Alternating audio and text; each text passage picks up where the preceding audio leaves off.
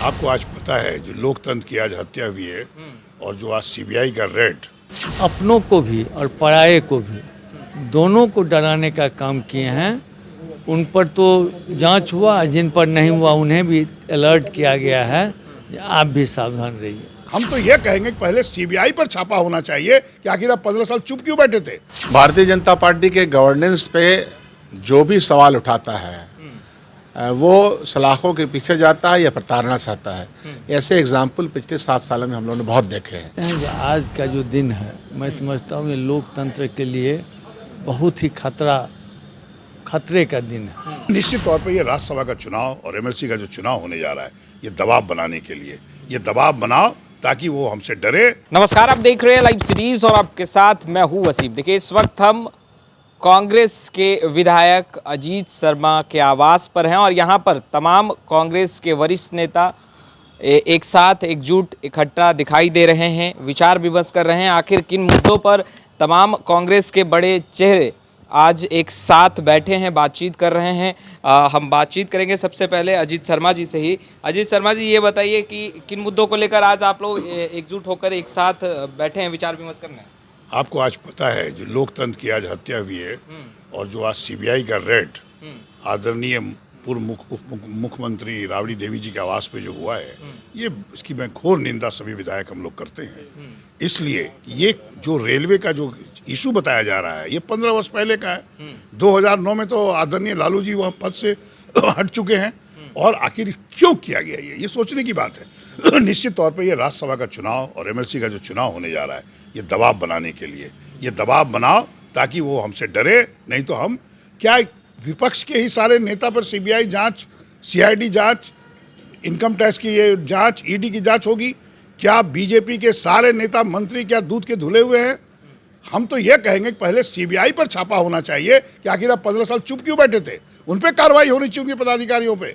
और उसके बाद यह बिल्कुल गलत है, ये डराने के लिए भारतीय जनता पार्टी ऐसा कार्यक्रम की है, मेरा मानना है। और मैं हम लोग सभी कांग्रेस के विधायक इसी घोर निंदा करते हैं कि आदरणीय प्रधानमंत्री जो काम कर रही है देश हित में नहीं है, लोकतंत्र की हत्या है और पूरी संस्था को अपने जेब में करके ये काम कर रहे हैं, इसकी हम लोग घोर निंदा करते हैं। आप लोग सीबीआई पर लगातार सवाल उठा रहे हैं। बीजेपी का कहना है कि जब कांग्रेस की सरकार थी केंद्र में तो उस समय क्यों नहीं सीबीआई पर सवाल उठाया जाता था? उस समय सीबीआई बिल्कुल स्वतंत्र था, कभी भी सरकार उस पर दबाव नहीं बनाती थी। आप देख रहे हैं कि आदरणीय नरेंद्र मोदी जी सब संस्थाओं को कब्जे में लिए हैं। इतनी महंगाई चरम सीमा पर है, जनता त्राहिमाम में है, किसान कालाबाजारी खाद खरीदने में लगे हैं, उस पर कोई उनकी चिंता नहीं है। लोग बेरोजगार हो रहे हैं, कुछ नहीं। उन्होंने कहा था युवकों को रोजगार देंगे, वो देने का काम नहीं कर रहे हैं। सिर्फ विपक्ष के नेताओं पे ये सीबीआई जांच और ये कर रहे हैं ताकि वो अपने गद्दी पर बने रहें। और ये आदरणीय मुख्यमंत्री को भी मैं आग्रह करूंगा कि आप जो ये आज हुआ है बिहार में, इसकी आपको भी घोर निंदा करना चाहिए, ये मैं उनसे आग्रह करता हूँ। क्या कांग्रेस अब राजद के साथ खड़ी है इस मुद्दे पर? इस मुद्दे में बिल्कुल हम लोग सभी विपक्ष की जितनी पार्टियां हैं सब हम लोग एक साथ हैं, इसलिए कि ये मुद्दा जो है आदरणीय है, अभी जो रेड हुआ है सीबीआई का, ये घोर निंदा करते हैं और हम लोग उनके साथ खड़े हैं। इस इशू पर हम लोग राजद और सभी हम लोग जितने विपक्ष के पार्टियां सब हम लोग एक साथ खड़े हैं और इसका विरोध करते हैं। देखिए, कांग्रेस के तमाम नेता जो हैं वो इस वक्त एक साथ हैं, क्योंकि जिस तरीके से लालू प्रसाद यादव के 17 ठिकानों पर ताबड़तोड़ सीबीआई की छापेमारी हुई। सर, आप लोग सीबीआई पर सवाल उठा रहे हैं मगर बीजेपी लगातार कह रही है कि सीबीआई स्वतंत्र है और वो अपने जांच प्रक्रियाएं कर रहे हैं। इस पर सवाल जो उठा रहे हैं वो बिल्कुल भी उचित नहीं है।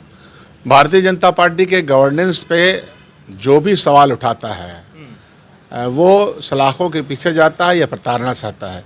ऐसे एग्जाम्पल पिछले 7 सालों में हम लोगों ने बहुत देखे हैं। और यह प्रताड़ना सिर्फ किसी संस्था पे नहीं हुआ, किसी पॉलिटिकल पार्टी में नहीं, मतलब व्यक्तियों पर भी हुआ है। अगर आप कुछ बोलिएगा डेमोक्रेसी में, अगर अपोजिशन की आवाज़ बुलंद की जाए तो किसी न किसी बहाने आपको बिहाइंड द बार किया जाता है या परेशान किया जाता है। उसी क्रम में सीबीआई जैसी संस्था का दुरुपयोग हम मानते हैं।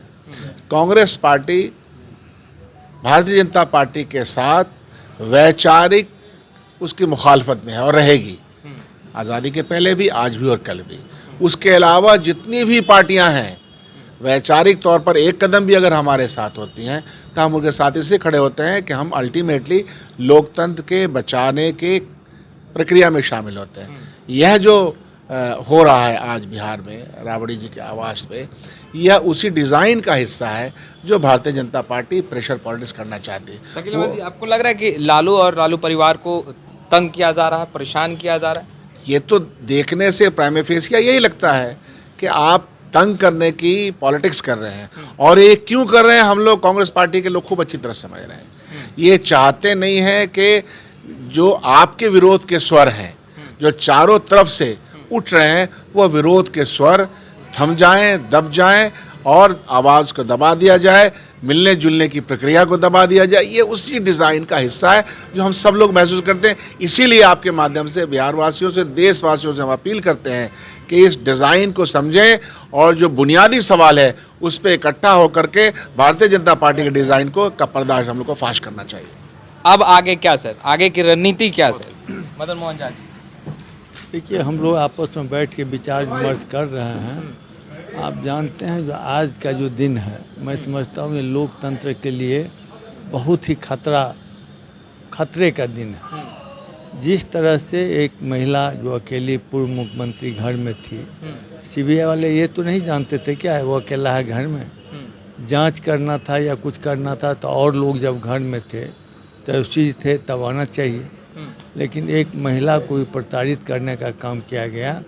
और मैं समझता हूँ ये केवल बिहार का नहीं मामला है, देश में जहाँ कहीं भी विरोधी दल के लोग अपनी शक्ति दिखाते हैं या उनको खतरा लगता है तो उनको कहीं केस में फंसा के, कहीं सीबीआई से, कहीं इनकम टैक्स से, ये तो आप भी जानते होंगे, हम भी जानते हैं, ये तो धड़ल्ले से हो रहा है देश में। यानी केंद्र सरकार के इशारे पर सीबीआई काम कर रही है? निश्चित रूप से इशारे पर नहीं, उसके एक अंग के रूप में काम कर रही है, सेल के रूप में, जो सभी काम के लिए वहाँ से निर्देशित होती है।